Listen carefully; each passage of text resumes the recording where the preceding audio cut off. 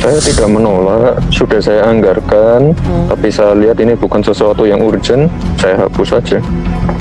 Masih ada hal-hal lain yang masih prioritas bagi saya. Ya, banyak yang lebih prioritas, membangun pasar tradisional, pengembangan UMKM, untuk membangun taman cerdas. Saya kira itu lebih prioritas dan lebih bermanfaat untuk warga. Good job. Indonesia sejak dulu kala tetap dipuja-puja bangsa.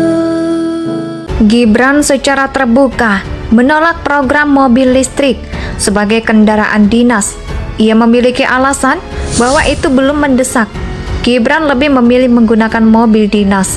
Lama, Gibran menjelaskan bahwa dananya bisa digunakan untuk program lain seperti membantu UMKM dan lain sebagainya. Sebagai wali kota Solo, Gibran pun siap disanksi. Idealnya, kepulauan daerah memang meneruskan program-program dari pemerintah pusat. Tetapi sebagai kepala desa yang dipilih secara langsung oleh rakyat, pemerintah daerah pun harus memikirkan warga yang memilihnya melalui skala prioritas selama ini. Program daerahnya hanya mengikuti program dari pemerintah pusat, tak ada inovasi. Berarti di tingkat daerah setiap ada masalah di daerah yang menjadi sasaran tembak kesalahan adalah pemerintah pusat.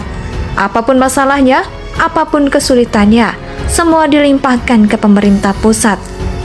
Secara kolaborasi pemakaian wali kota Solo terhadap program pemerintah pusat terkait kendaraan dinas menggunakan mobil memang hal yang buruk. Tetapi melihat fokus Gibran sebagai wali kota Solo untuk warganya, pembangkangan tersebut justru menampar pemimpin daerah lainnya bahwa pemimpin daerah itu juga harus memikirkan rakyat yang memilihnya. Bukan serta-merta semua dibebankan ke pemerintah pusat. Kejadian ini juga membuktikan bahwa Gibran bukanlah anak yang bersembunyi di balik ketiak bapaknya yang saat ini menjadi presiden. Bisa dikatakan Gibran meskipun anaknya presiden mencoba menaiki tangga politik dengan berusaha memuaskan warganya. Bukan modal bapaknya yang turun gunung untuk membantu melambungkan namanya di karir politik. Tak hanya di situ saja, di media sosial, akun Gibran begitu responsif dalam menjawab permasalahan warga Solo. Gaya komunikasinya pun enteng, renyah, dan begitu membumi. Gibran lebih besar mendobrak tembok-tembok pembatas antara pemimpin daerah dan warganya. Jujur, saya iri dengan Solo yang memiliki wali kota seperti Gibran. Dan ketika kita mengingat ke belakang, bahkan Gibran memboyong UMKM untuk pameran di Paris. Kepeduliannya terhadap UMKM sebagai penopang perekonomian begitu sangat besar. Pemimpin muda itu semestinya seperti Gibran yang penuh gebrakan, membuka komunikasi selebar-lebarnya di media sosial, responsif dalam menjawab permasalahan warganya, serta memberi solusi yang konkret. Energi Gibran masih begitu besar dan rekam jejak pun masih baru. Jika tetap dijaga, maka tidak menutup kemungkinan Gibran bisa menjadi pemimpin hebat di negara kita tercinta ini. Pemimpin yang tidak hanya modal kata-kata, tetapi pemimpin yang memang mau kerja dengan smart, ditambah mentoring dari Pak Jokowi. Maka ia bisa menerawang permasalahan negara ini dari jauh hari dan menyiapkan solusinya itu. Gibran secara terbuka menolak program mobil listrik sebagai kendaraan dinas. Ia memiliki alasan bahwa itu belum mendesak. Gibran lebih memilih menggunakan mobil dinas. Lama, Gibran menjelaskan bahwa dananya bisa digunakan untuk program lain seperti membantu UMKM dan lain sebagainya. Sebagai wali kota Solo, Gibran pun siap disanksi.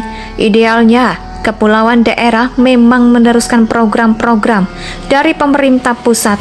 Tetapi sebagai kepala desa yang dipilih secara langsung oleh rakyat, pemerintah daerah pun harus memikirkan warga yang memilihnya melalui skala prioritas selama ini. Program daerahnya hanya mengikuti program dari pemerintah pusat, tak ada inovasi.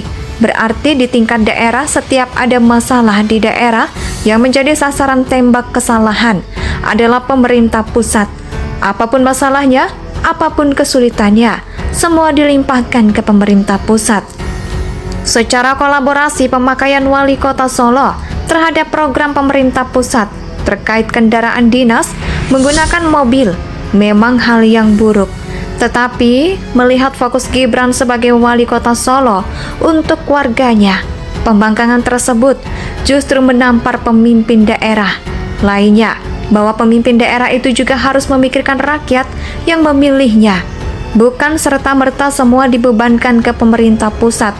Kejadian ini juga membuktikan bahwa Gibran bukanlah anak yang bersembunyi di balik ketiak bapaknya yang saat ini menjadi presiden.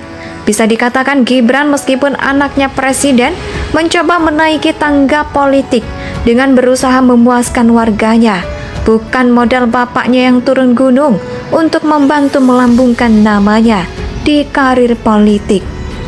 Tak hanya di situ saja, di media sosial, akun Gibran begitu responsif dalam menjawab permasalahan warga Solo. Gaya komunikasinya pun enteng, renyah, dan begitu membumi. Gibran lebih besar mendobrak tembok-tembok pembatas antara pemimpin daerah dan warganya jujur. Saya iri dengan Solo yang memiliki wali kota seperti Gibran. Dan ketika kita mengingat ke belakang, bahkan Gibran memboyong UMKM untuk pameran di Paris. Kepeduliannya terhadap UMKM sebagai penopang perekonomian begitu sangat besar. Pemimpin muda itu semestinya seperti Gibran yang penuh gebrakan, membuka komunikasi selebar-lebarnya. Di media sosial, responsif dalam menjawab permasalahan warganya, serta memberi solusi yang konkret, energi Gibran masih begitu besar, dan rekam jejak pun masih baru. Jika tetap dijaga, maka tidak menutup kemungkinan Gibran bisa menjadi pemimpin hebat di negara kita tercinta ini. Pemimpin yang tidak hanya modal kata-kata, tetapi pemimpin yang memang mau kerja dengan smart, ditambah mentoring dari Pak Jokowi, maka ia bisa menerawang permasalahan negara ini dari jauh hari dan menyiapkan solusinya itu. Gibran secara terbuka menolak program mobil listrik sebagai kendaraan dinas. Ia memiliki alasan bahwa itu belum mendesak.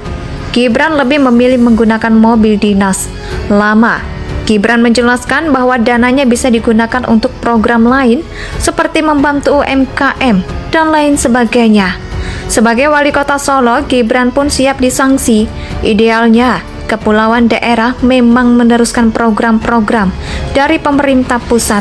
Tetapi sebagai kepala desa yang dipilih secara langsung oleh rakyat, pemerintah daerah pun harus memikirkan warga yang memilihnya melalui skala prioritas selama ini. Program daerahnya hanya mengikuti program dari pemerintah pusat, tak ada inovasi. Indonesia sejak dulu kala tetap dipuja-puja.